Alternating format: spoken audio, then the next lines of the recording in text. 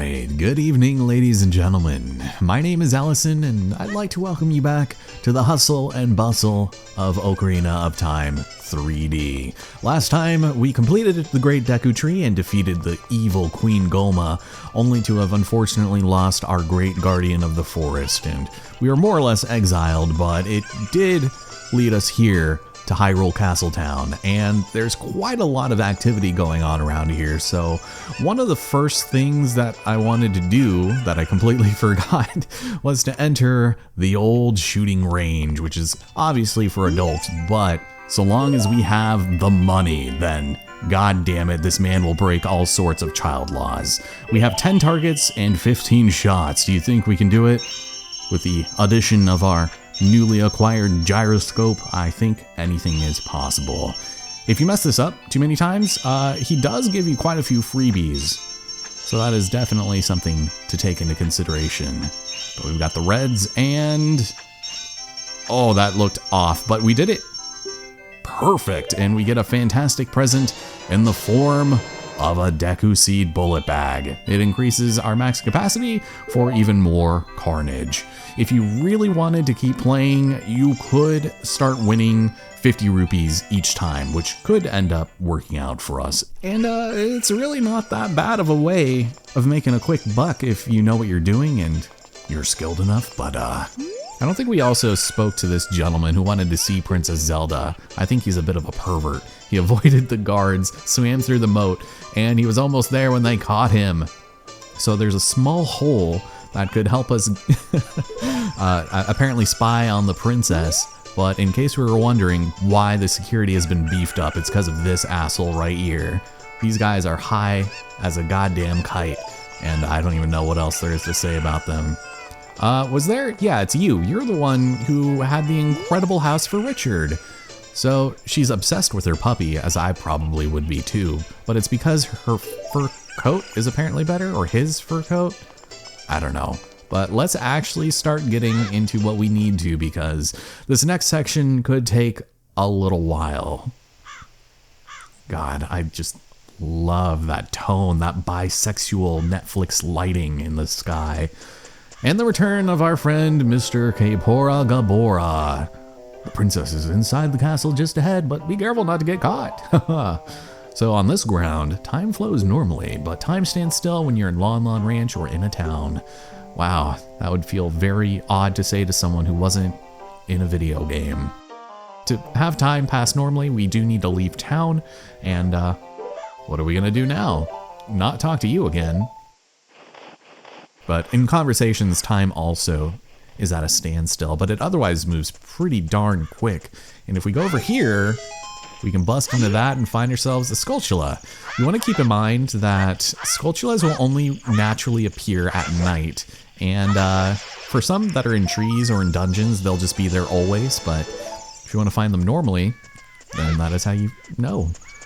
And in case you were wondering about when time is officially night or day, you essentially just need to listen for the wolf. As you can see, everyone's already bustled off home. And yeah, kids shouldn't be wandering around town at nighttime. Stay indoors until morning. That doesn't really come as much of a surprise, especially with this egregious PDA happening in front of us. More beautiful than Princess Zelda. I would certainly hope so. She is 9 years old. Well, there's a lot to do in town, but we already did enough of it at the end of the last part, I feel like. So we'll come back to that when we're better equipped and we can find ourselves confronted with Malin again. Would you mind finding my dad? I'm worried, and I think I'm going to call 911 soon. Nah, that old kook must have fallen asleep somewhere around the castle. What a thing for an adult to do. Well, if I find him, I will bestow upon him an egg. Well, we found breakfast, and there's something moving inside. I have a feeling we're going to break a couple of these, but the weird egg is in a perfect position of just loosely hanging out in our pockets, you know. Well, if we head over here, under the cover of darkness, making our way and avoiding these guards is a lot easier at night, so long as we're careful, then we wouldn't have to worry about them at all. We have a nice open field here, and Malin distracting with her dulcet tunes. Oh man, I love Epona song. It's just so good. And another gossip stone. A nice handy feature of these things is that if you hit them with your sword, they'll tell you what time it is. It's already 3 in the freaking morning, man. Well, we'll avoid more guards and raid the moat, since apparently it is absolutely loaded. And we can hop up here. We don't have the Song of Storm, so can't do that just yet. But with our newly acquired weird egg, we'll go and put that on our funny looking 2 button. And now we wait. The sleeping man. Our ranch is so fun. Come look around.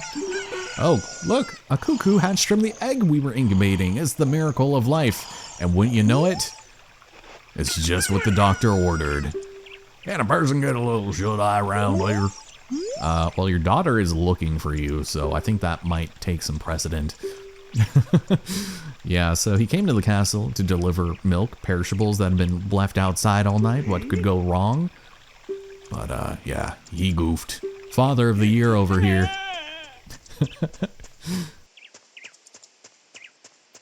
Yes, go and run, please, and I'll go and take care of your groceries. I'm been instantly transported back to 2014, my years as a dairy manager, coming back to haunt me.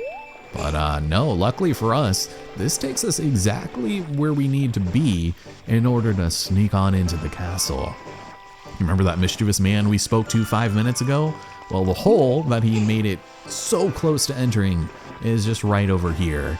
And because we don't have any bombs or extra long legs, we can't exactly make that jump. So instead, we gotta move these incredibly massive crates of dairy products to make a nice little tower so that we can jump across and sneak in through the waterway.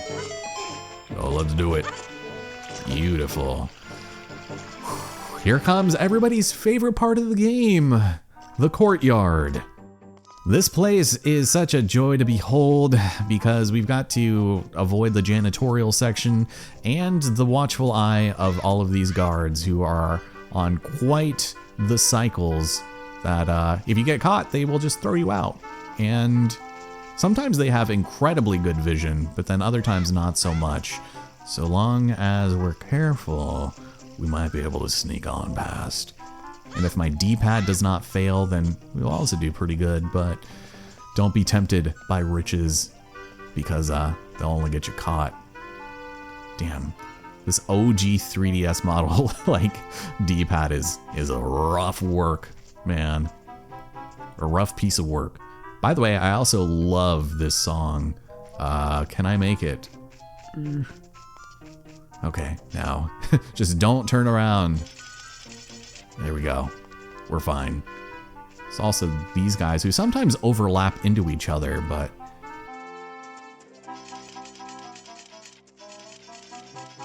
yeah, this is like, will they or won't they, the game. There we go. Okay, that actually was not bad in the slightest. I was expecting to fail at least once, you know, but hot damn. Here we have it. The other part of the castle courtyard. So there's a fun little bit of trivia that you might not have known about necessarily the first time you played through this. If you look through this window, you'll notice something kind of interesting. We have visions of Mario just kind of like right there. And if you go ahead and use your, your slingshot and you shoot at it. Uh-oh. Where is it? There's supposed to be, there we go, a red rupee that comes out. I guess you have to hit it right in the middle there, but even better yet is looking on this side. Not nearly as exciting because you don't have the Mario Easter egg, but if you do the same thing here, oh, don't cause any trouble, you rapscallion. Here, eat this bomb and go to hell. I don't even know who that's supposed to be, but you can never get them to spawn again, and it's just such a bizarre little twist of fate that they would try to murder somebody just for, I don't know, shooting a slingshot at a vase? That seems a little, I don't know, over the top, right? Meanwhile, Zelda is completely unfazed, so let's approach. What? Oh boy. Yeah, I would be equally as freaked out. Oh, wait. A fairy. Yeah. And I am from the forest, hence the clothing. And I would happen to have the spiritual stone of the forest. You know, the way that everything fell just perfectly in line for Zelda here is kind of a twist of fate. Like, I would believe in the 3 gods if this happened to me, right? So she is ecstatic because her dream kind of came true. Just not the scary part. Yeah, apparently I am the figure from her dream. And this was a prophecy that she knew would come true. Oh, hello. She got carried away by her story and didn't introduce herself. Obviously, she's the Princess of Hyrule, Zelda. Of course, my name is Mr. Cruz, but you can refer to me as Ellison, and it sounds familiar somehow. So now we get another incredible cutscene delving into the exposition of the Sacred Realm. But we will need to keep it a secret from everyone, and she's got an NDA right on hand, and she's gonna make us sign that immediately.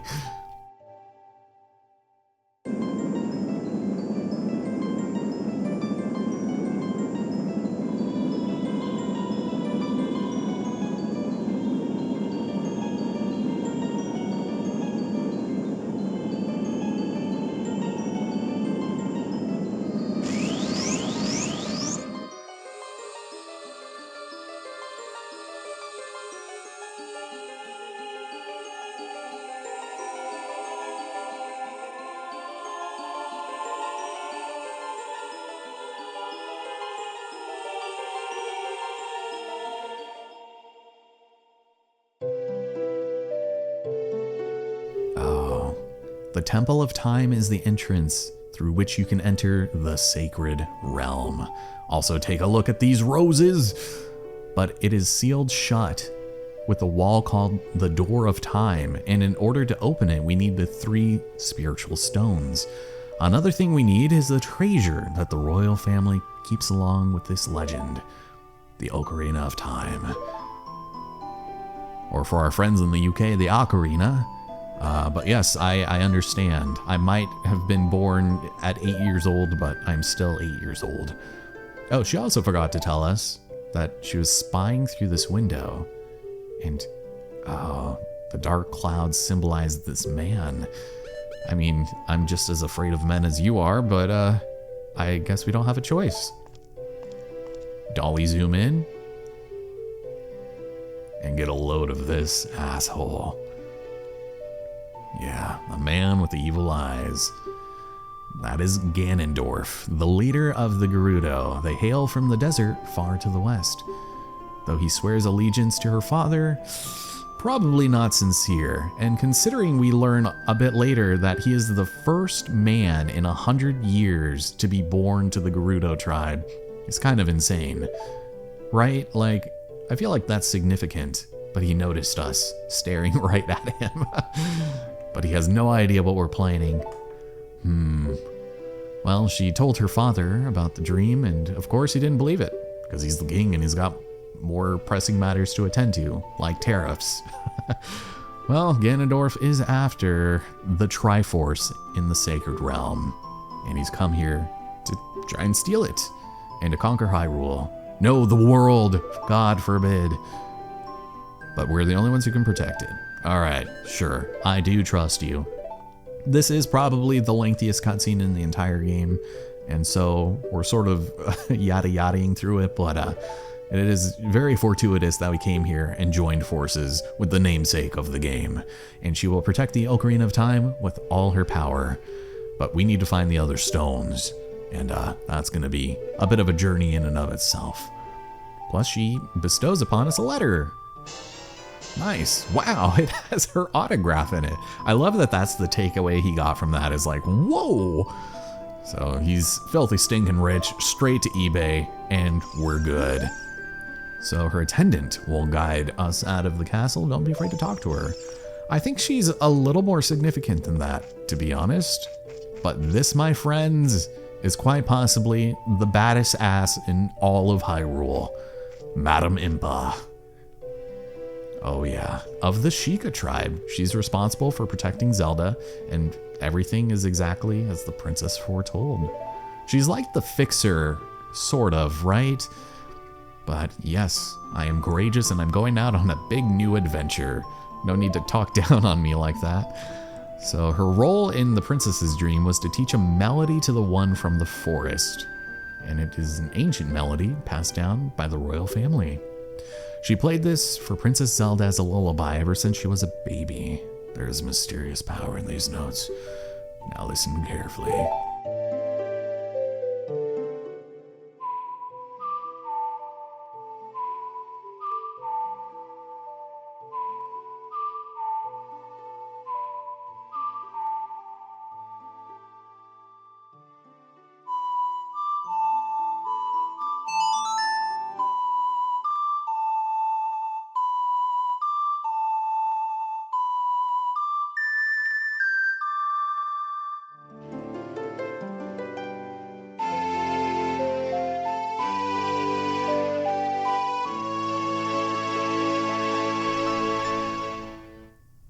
Classic, and dare I say iconic. We have learned Zelda's lullaby.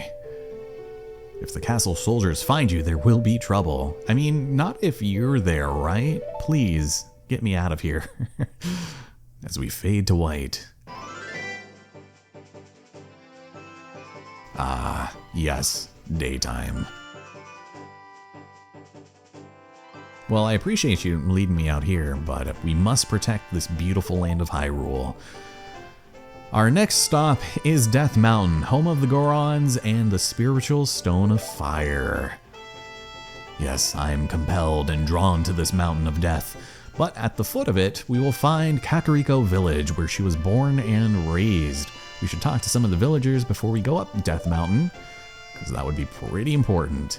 So, only royal family members are allowed to learn this song. It is copyrighted to hell and back, and so do not infringe on it. Otherwise, we're gonna have our lawyers on you like crazy.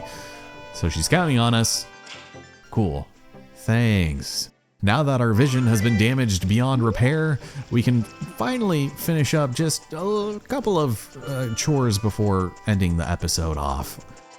Unfortunately, our travels will not take us to Kakariko just yet, but as long as we've still got some sunlight, then I think Lon Lon's on the table. And this is kind of a cute little place for us to really deal with some business. And we can also check up and see how our favorite father and daughter duo are doing here at the fabled Lon Lon Ranch.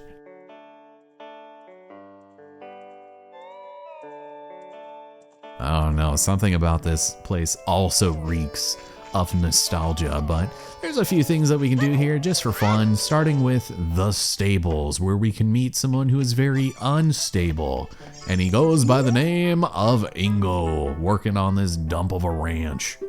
He's swaying around like he just got done hitting the pen all morning, but of course the owner is so lazy he has to do all the work.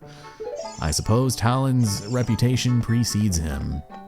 But this is kind of a cozy looking place. We've got some cows here that we can't do much about just yet. We can also adjust the view, get a nice little bird's eye. Otherwise, I don't think there's really anything here for us right now. So, boring, let's move on. Quite a few carrots over there though. That's kind of neat. Let's head in here. This place is a little livelier and cozier because we've got the man himself at work with his union mandated break, just chilling here in a room filled with cuckoos. Nice, living the dream, no doubt, but let's go up here and see exactly how cozy his living arrangement must be. Because look at this. Isn't it just so quaint? You've got some pots here that you can bust, and look at this, look at this. We have a little picture of Talon and Malon holding hands. You'll definitely want to come back to this spot in the future for something pretty neat, but God, that's adorable. It reminds me of that episode of Mad Men where, you know, he goes back to California and he sees you know what I'm talking about. It's depressing as hell. But hey, look at these children's drawings and this plushie of Epona. I don't know, I like this place. It's just very candid and very curious, and I'm almost filled up on rupees. You can also play on their laundry, climb on their furniture, and just take a gander of their artwork of plastic food. That's great. Well, we will definitely be back in the future. By the way, was there only one bed in there? I meant to check, but there was definitely a child's pair of shoes in there. So there's a game that we can play with old Talon here, and I don't know if it's really going to be in our best interest to do it now, but we might as well. Malon's finally back in a good mood, and we got some free time on our hands, so we've got dancing chickens doing funny things on his crotch. But the super cuckoos are going to be thrown into the gaggle of normal ones, and if we can find them all, then all will be well. Start looking. Oh yeah, so he throws 2 over here, and was it you? No. Okay, well I know it was you. And are you hiding in here? You could technically throw all of the chickens in the corner. Oh no, am I really gonna fail this? Okay, the other one ran over in this corner. Shoot. No, don't miss. No. No, don't leave the... my God. Let's try that again. One more time, but with feeling. I did not mean to leave.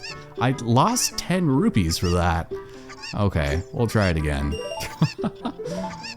So, that was silly, but you could throw all of the cuckoos into the corner that he's sitting in, and that way, it could be easier to differentiate where they all are. Stay away from the door. Don't make me peek the mic again. Nope, couldn't go 3 for 3. Camera. Okay, so is it this one? No, I want you, thank you. Man, he threw that right at the door to throw us off. That's infuriating. Oh yes, one of the world's best cowboys. Oh. I'm good. No thanks. Yeah, I'm a little young for that. But he is going to give us a sample of his own Lon Lon milk.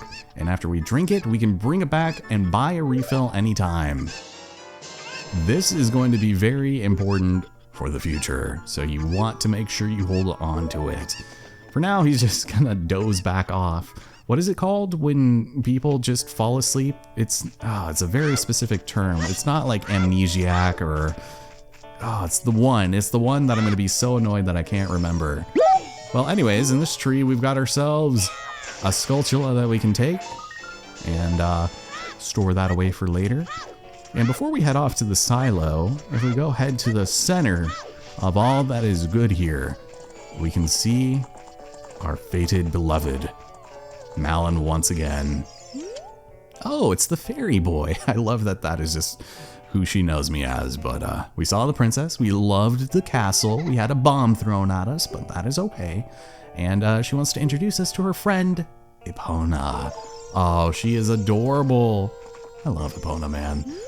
Well, Epona is afraid of us, unfortunately. Must be because we're wearing green, and as you know, it is a very uncreative color.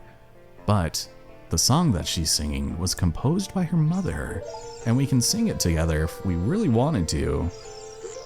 And apparently we need to be prompted to bring up the ocarina. Oh, there we go. Yes, I will play the song with it.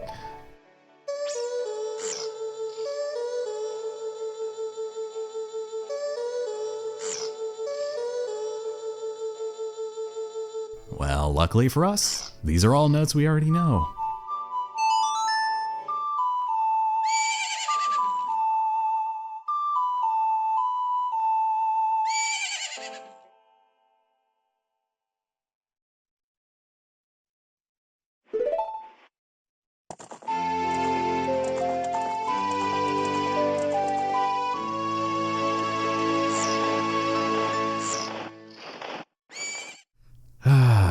Gabora's gotta be making everything about him, you know. Well, Epona has at least grown pretty fond of us, which is nice. I have a feeling we might need to lean on some of that goodwill at some point in the future.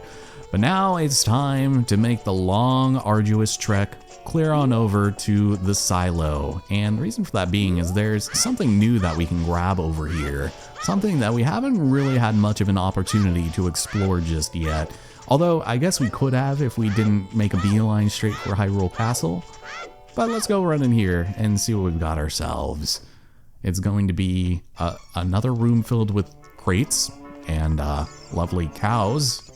Interesting. Did you find something over here? What is it? Leave it. Leave it. Don't. Oh, they're just eating. Okay. Anytime I see our pets doing something like that, we have to make sure, get them out of the way. So I'm pretty sure we can just, excuse me, drop down, please. Move you just 1 inch and then climb back up and scooch in. Here we go. There's a nice little hole here. And that's right, our very first piece of art, baby. Give me that. With the abrupt camera angle. So we collect 4 to get another heart container. We will be able to eventually unlock 2 rows of 10 hearts for a grand total of 20. And it's going to be a fantastic day for UI enthusiasts everywhere. But with that having been said and done, ladies and gentlemen, that concludes our time here in Ocarina of Time 3D. My name is Allison. Thank you so much for joining me, and next time we can finally see what Kakariko Village has in store for us. We'll be able to make our ascent towards Death Mountain, and of course, find ourselves at odds with a little more combat than we experienced today. I mean, those damn Skulltulas had it coming, but I goofed and didn't foresee there being little to no action on that front, but who plays these games for the combat anyways? Not me. No, we do it for messing up mini games and dunking on people, hitting the vape pen at 6 in the morning. But I will meet you here next time, all right? Take care, and hope you guys enjoyed it. Camera tried to go behind me, but they failed. See you guys then.